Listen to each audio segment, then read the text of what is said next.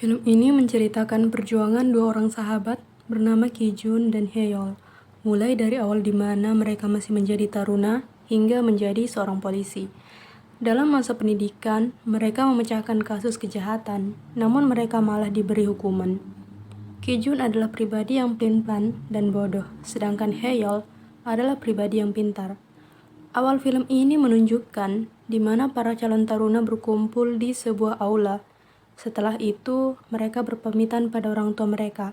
Selanjutnya, mereka diarahkan untuk memotong rambut mereka, seperti layaknya seorang polisi.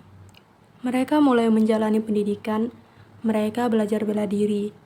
Mereka menjalani tradisi dalam pendidikan menjadi taruna, di mana mereka harus melewati sebuah bukit.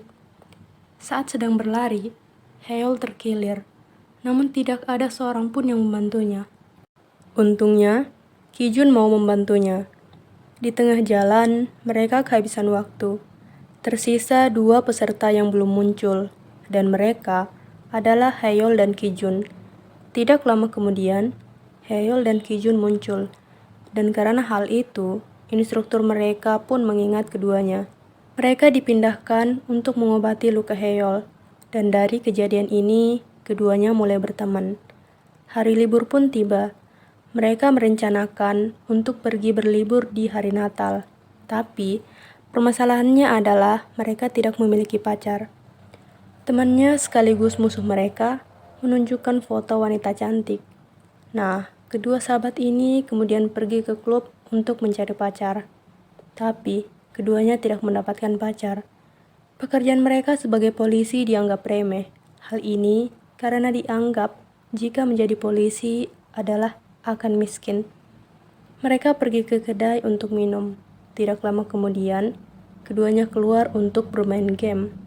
Namun, saat mereka keluar, mereka melihat wanita cantik. Di saat itu, mereka pikir wanita itu adalah takdir mereka. Mereka mengikuti wanita itu untuk meminta nomornya. Namun, di saat mereka sibuk, siapa yang akan meminta nomor wanita itu? Wanita itu keburu dipukul oleh penculik. Tidak lama kemudian, mereka melihat wanita itu diculik. Mereka melaporkan kejadian penculikan itu pada polisi setempat.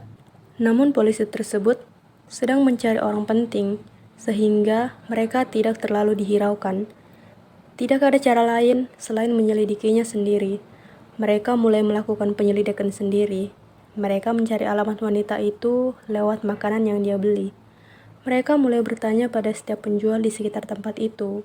Untungnya, tidak lama kemudian, mereka menemukan tempat wanita itu membeli makanan. Penjual itu mengatakan jika wanita itu sering keluar dari suatu tempat, dan ternyata tempat itu adalah tempat ilegal, di mana tempat itu mempekerjakan anak di bawah umur.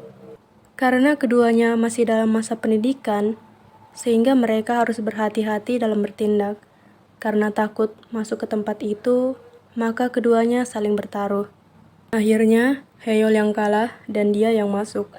Sedangkan Ki-jun menunggu di luar dan memantau keadaan. Dan seperti yang sudah diduga, tidak lama kemudian polisi datang. Ki-jun mengganggu polisi itu hingga Hyeol keluar dari tempat itu. Mereka mendapatkan alamat perempuan itu. Lalu, mereka pergi ke alamat yang ditujukan. Ketika sampai di rumah wanita itu, terdapat pacar perempuan itu. Ternyata, pacar wanita itu adalah pelakunya, di mana dia menjual pacarnya pada penculik. Orang tersebut lari, dan kedua sahabat ini mengejarnya. Setelah kejar-kejaran, mereka akhirnya menangkap orang itu di basement. Dia menjual pacarnya dengan harga yang mahal. Mereka pergi ke kedai tempat penculik itu berada. Sesampainya di kedai, Ki-jun menelpon sang penculik, dan akhirnya mereka tahu target mereka. Para penculik mendatangi mereka dan mulai menginterogasi mereka.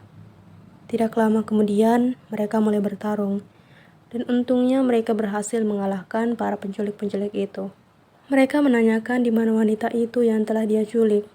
Mereka pergi ke gedung di mana para wanita itu diculik. Setelah menemukan korban, mereka langsung kabur. Namun, mereka dihadang oleh teman para penculik itu.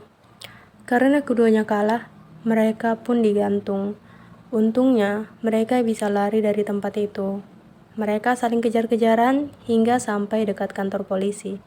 Mereka melaporkan penculikan tersebut, tapi Ki-jun malah melawan apa yang dikatakan polisi itu, hingga mereka dibukukan.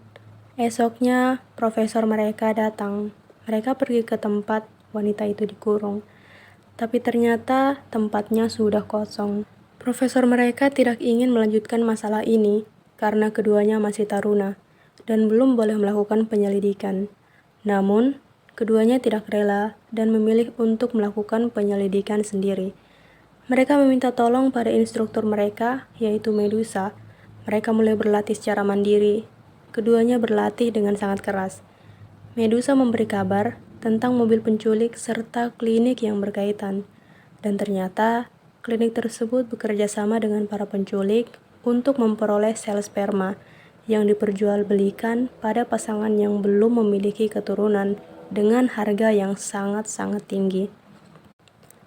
Hari yang ditunggu-tunggu pun tiba. Mereka mulai melakukan aksi mereka. Mereka saling serang. Keduanya memakai alat-alat yang sebelumnya mereka pinjam.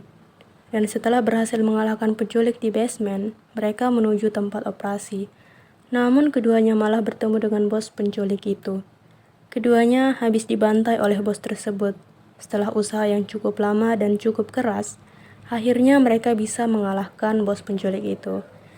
Selanjutnya, mereka masuk dan menyelamatkan para wanita yang telah dianestesi tersebut. Tidak lama kemudian, para polisi semakin banyak berdatangan di klinik tersebut. Meskipun keduanya telah menuntaskan kasus penculikan, namun keduanya malah mendapatkan hukuman karena dianggap melanggar peraturan. Mereka harus mengulang selama setahun dan melakukan kerja bakti, dan itu adalah hukuman mereka. Nah, di akhir film ini, perempuan yang mereka selamatkan pun datang dan menyapa mereka, dan film pun berakhir.